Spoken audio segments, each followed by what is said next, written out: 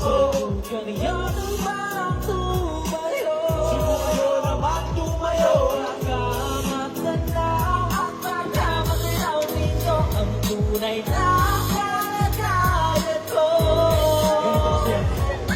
Nauunan niya pumakay sa loob ng malaking bayan, malawak na magunan, mataas na pader, pinapaligiran, at nakapilat mga sasakyan. Mga kailangan bulong na ng bulong, wala namang kasal pero marami ang nakabaro.